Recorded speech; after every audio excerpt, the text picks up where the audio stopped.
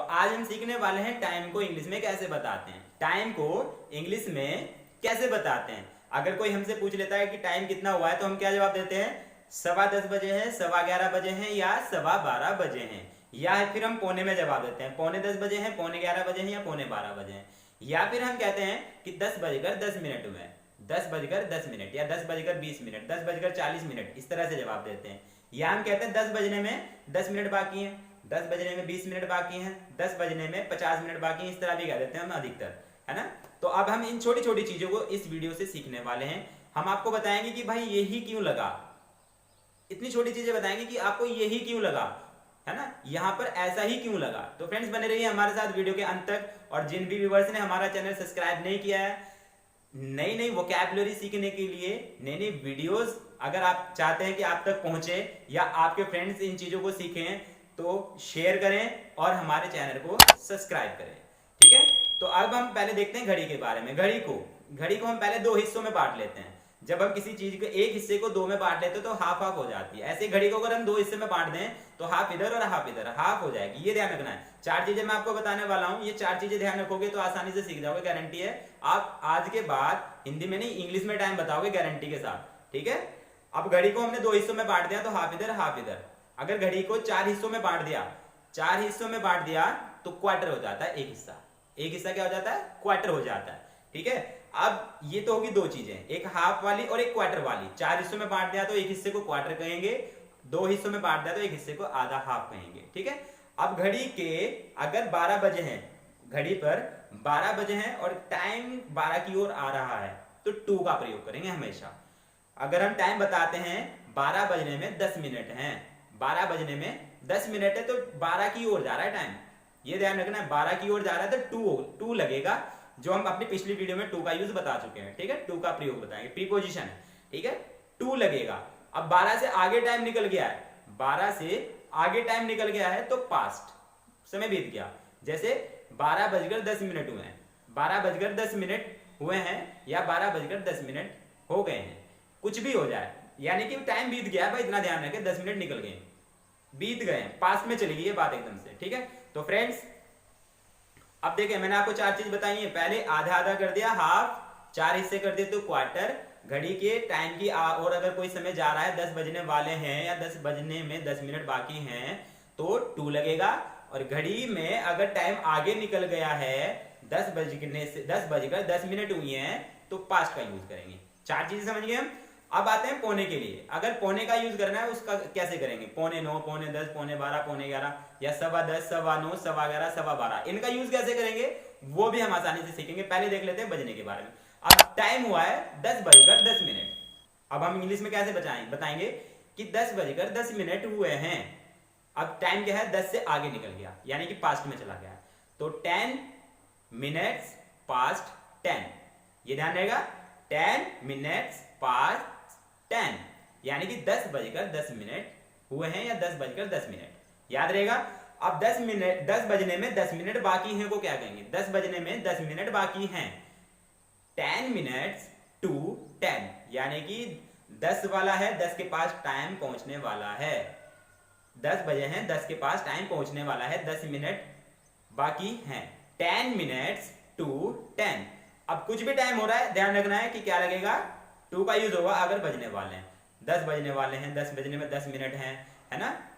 8 बजने में 10 मिनट है, 8 बजने में 20 मिनट है, 8 बजने में 40 मिनट भी होंगे ना, तब भी हम 2 का यूज करेंगे जब हम कहेंगे 8 बजने में 40 मिनट बाकी हैं, ठीक है। 40 मिनट्स टू 8, 40 मिनट्स टू 8। अगर हम कहते हैं 8:40 हुए हैं तो पास्ट की बात होगी भाई, 40 मिनट बीत गए हैं, याद रखना है 40 मिनट बीत गए हैं तो क्या कहेंगे, 40 मिनट्स पास्ट 8, 40 मिनट्स पास्ट 8।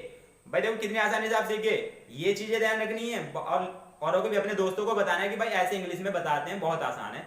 आपने शेयर करना है बहुत ज्यादा इन वीडियोस को, क्योंकि ये छोटी छोटी चीजें हैं जो हमें आसानी से नहीं मिलती हैं, बहुत रेयर होती है भाई। वाकई टाइम को हम आज तक हिंदी में बताते आए, इंग्लिश में नहीं बताया। अब से टाइम इंग्लिश में बताएंगे, गारंटी है। साथ बने रहें, बस वीडियोस देखते रहें, ऐसे ही हमारा, है ना, हमारा सहयोग करते रहें भाई। देखो, है ना। अब देखिए यदि टाइम हो रहा है 9:10, 11:15, 11:15 यानी कि 10 से नीचे का टाइम मान लो।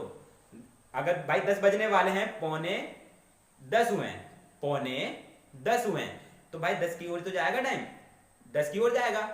तो क्वार्टर टू 10, 10 की ओर जा रहा है ना, क्वार्टर टू 10।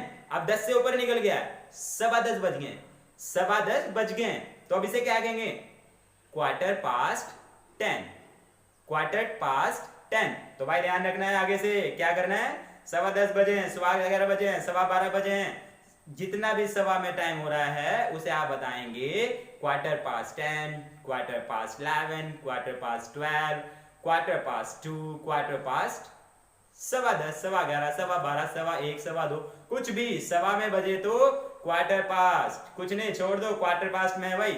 अब देखो, अगर पौने के लिए बताया था हमने, पौने के लिए बजाय तो बात ध्यान रखना है, 2 का यूज करना है, quarter to 10, quarter to 8, quarter to 7, है ना। तो ये चीजें बहुत आसानी से आप सीख सकते हैं। तो फ्रेंड्स, आपको कैसा लगा? बहुत इजी है ना सीखना, बोलना बहुत इजी है। तो बने रहिए हमारे साथ, अभी आगे बताने वाले हैं कि हम और कैसे। अगर टाइम हुआ है 10:12, 10:10 हुए हैं, तो हमने क्या बताया, 10:10 हुए हैं, 10 मिनट्स पास्ट 10, 10 मिनट्स पास्ट 10, या हम कहें 10 बजने में 10 मिनट बाकी हैं, 10 मिनट्स टू 10, 10 मिनट्स टू 10।